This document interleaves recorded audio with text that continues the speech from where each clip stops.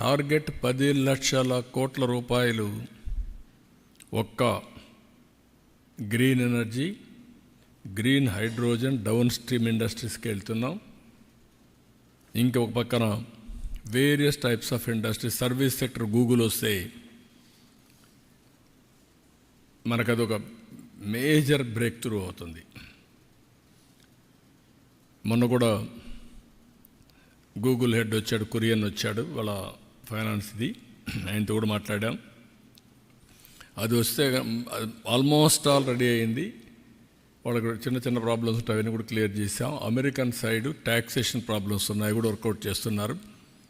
అది కూడా కంప్లీట్ అయిపోతే ఆ ప్రాజెక్ట్ వస్తే గేమ్ చేంజర్. అది విశాఖపట్నంలో ఐటీ ఒక రెవల్యూషన్, ఒక బూమ్ వస్తుంది. ఇప్పటికే మీరు చూస్తే TCS they agreed to start in Visakhapatnam. 10,000 సీట్స్తో ఐటీని ప్రమోట్ చేస్తున్నారు. ఉండే ఎగ్జిస్టింగ్ ఇన్ఫ్రాస్ట్రక్చర్ ఉపయోగించుకొని ఒక 2,500 మందికి ఇవి ఎంప్లాయ్మెంట్ క్రియేట్ చేసే పరిస్థితికి వచ్చారు. ఈ విధంగా మొత్తం మనం చూసినప్పుడు నేను నిన్న వీళ్ళందరితో మాట్లాడిన తర్వాత వేరియస్ అన్నీ కూడా ఒకసారి రివ్యూ చేసుకున్న వాళ్ళతో, అవన్నీ కూడా ఎక్కడికక్కడ స్టార్ట్ చేశారు. ఇవన్నీ ఇప్పుడు ఉదాహరణకు కొన్ని కంపెనీస్ ఉన్నాయి. ఇప్పుడు టాటాస్ ఉన్నారు, 200 రూములు ఎస్టాబ్లిష్ చేయడానికి ప్లేసెస్ కూడా ఐడెంటిఫై చేశారు, టూరిజాన్ని ప్రమోట్ చేయడానికి. భవిష్యత్ అంతా టూరిజంది. టూరిజం బాగా రావాలంటే హాస్పిటాలిటీ సెక్టర్ కానీ, ట్రాన్స్పోర్టేషన్ కానీ, ఇక్కడ లా అండ్ ఆర్డర్ కానీ, ప్లేసెస్ కానీ మనం బెస్ట్ ప్లేసెస్ క్రియేట్ చేయాలి. దీనికి రూములు ఉండాలి. అందుకే ఒక టార్గెట్ కింద పెట్టుకుని, ఒకప్పుడు హైదరాబాద్లో రూములు లేకపోతే చాలా అవస్థపడ్డాం. ఒకే 2-3 హోటల్సే ఉండేటివి.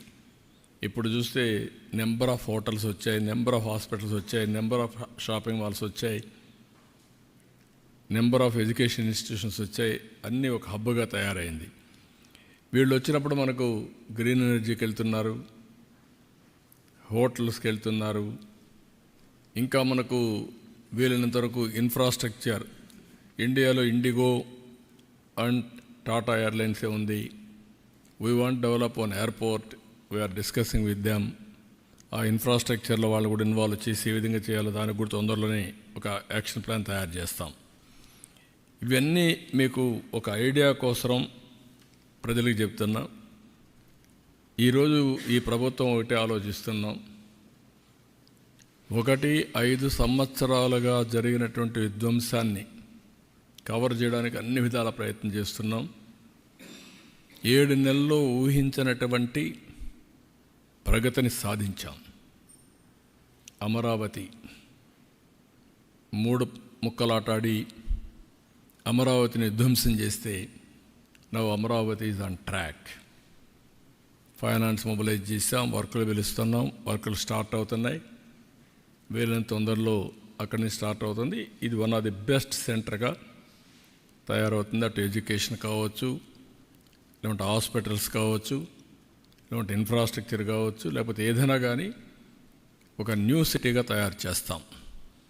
ఇంకొక పక్కన పోలవరం 12,150 కోట్లు ఇచ్చారు, ట్రాక్లో పెట్టాం. డయాఫామ్ వాల్ పోయింది, దాన్ని కూడా మళ్ళీ రెక్టిఫై చేశాం. ఇప్పుడు మొత్తం ప్యారలల్ డయాఫామ్ వాల్ కట్టే పరిస్థితికి వచ్చాం. ఒక దుర్మార్గమైన కార్యక్రమంతో now we are building parallel diaphragm wall.